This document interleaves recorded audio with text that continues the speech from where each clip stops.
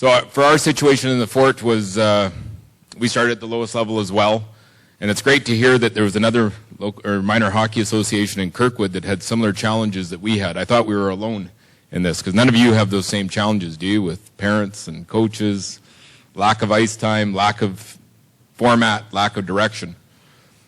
So a couple years ago in Fort Saskatchewan, I had a son playing at the initiation level. I wasn't involved at all, but obviously was there to support and watch. And what bothered me was focusing in on a couple players that always had the puck and watching a full 60-minute session one day where one individual never left the neutral zone. Some of it was spent crying on the ground. Some of it was trying to get back for the line change, and then they'd make another line change, and that's basically all he was doing for a full 60 minutes. And it was a full ice game because that was important. And you'd listen to the parents talk about how great this initiation program is and how they went to a tournament the weekend before and won 10-0. It was outstanding. Now, being an educator as well, we wanted what was best for kids. So I appreciate John and everything that he's established there at Kirkwood. I applaud all the people that are in the room here today because you've got the care and concern to try to make a difference. Listening last night, though, we couldn't even get consensus around the table of what player-centered, player-first meant. So I think that's a big challenge moving forward for Hockey Alberta. They've always showed the courage. They've always showed the direction. We're fortunate to live in a province that has the foresight to make changes and know what's best for kids. So we've got that behind us. Now they've got to take the leadership, but we've got to be the disciples to establish it.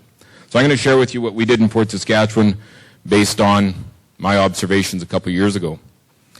So a buddy of mine in town, he was the junior B coach at the time, a younger guy. We realized that there was changes needed.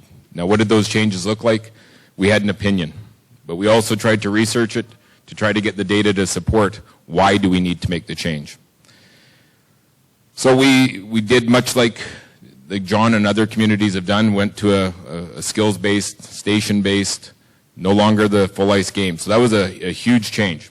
So in August of that year, we got everybody together that was initiation registered in a room similar to this, and we broke the news that we weren't going to have teams that year. Well, immediately, people were all over us. And then we also said, well, we're not only not going to have teams, but we're only going to do skills-based station work.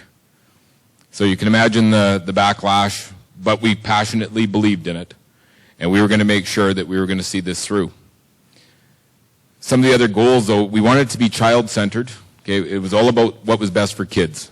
And we were willing to put up with the complaints and the small room talk about, you know, we're wrecking hockey, we're going to wreck these kids.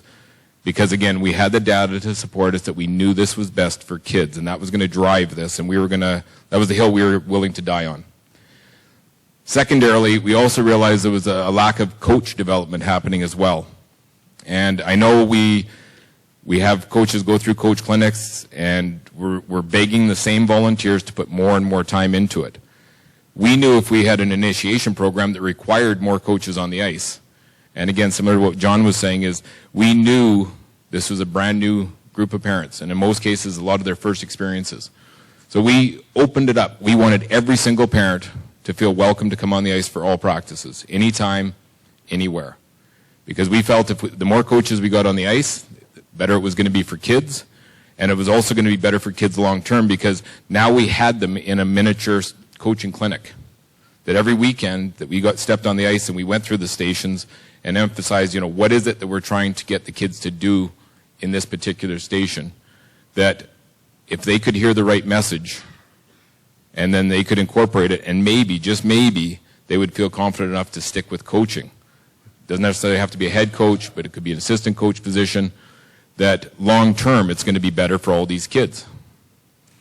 And right away we were accused of, discerning the elite model of, what's best for my kid that scored the 9 goals last year in that 10-0 game. You're going to hold that kid back. And it was also a male-female issue. There was competition between male and female. No, we have to keep the females together. And it's interesting because if you ask most 4-, 5-, and 6-year-olds, they don't have a clue the difference between boys and girls necessarily. But they have parents that have opinions. And that single-handedly is the biggest challenge of our program, is the parents. We need to bridge the gap. We need to educate them better. And it's something we did that first meeting, and the biggest detractors from that meeting are now, in most cases, our biggest supporters of the program. 2 years later, they've gone through it with 1 or 2 kids. They see the benefits. But what we failed to do the second year was have that initial meeting again to make sure that we're spreading the news. We figured, oh, we did it 1 year, and the news will spread on its own. And we fell on the communication side of continuing to educate, to continuing to bridge the gap. As well, with the coaches, you will always fall back on what you're familiar with. So if there wasn't a coach plan in place for that particular session, or if something happened, what happened was they went back to full ice games. And it bothered me this year, in the second year. So the first year, the 2 of us were on the ice for 144 practices. We never missed, between the 2 of us, we were always one of us there. Most of the time, 2 of us were at the practices. Obviously, it was a huge commitment, and we were also coaching other teams at the time as well. So the second year, we decided to divide it up. But there was always situations where one of us wasn't at the practice, and it would be very bothersome to walk in and see a full ice game because the kids wanted it, which was a bunch of BS. It was the parents wanted it. And I think that was a real important point made last night, was the fact that it's easy to desire a full ice game because that keeps the parents entertained. Kids in general have no idea that it's not a full ice game unless they're told. That's what they're supposed to be looking forward to, is a full ice game. And the half ice game process, the cross ice games, the kids, when we did that, were fine with it. But it was the parents that were demanding the full ice games, the grandparents that were demanding it, because that's what they wanted to see. And that continues to be a challenge for us moving forward. So that's, I think we've improved our coaches, and long term, ideally when we sold the program, we said we wanted kids to enjoy the game by knowing the basic skills, because if we can make the gap between the top and bottom closer, our elite players will still develop. And in fact, we'll probably develop more elite players by giving them the basic skills in their first 3 years of their life. If we can keep more kids playing after the age of 13 because they have those basic skills, and keeping them playing at the level, whatever that level is, whether it's tier, whether it's AA, AAA, then we've done our job. We need to have more people playing recreational hockey that also then want to come back and coach because they know the benefit that they enjoyed hockey at a young age. They were given those skills, and now they want to give back to it because they made it a lifelong commitment to play hockey.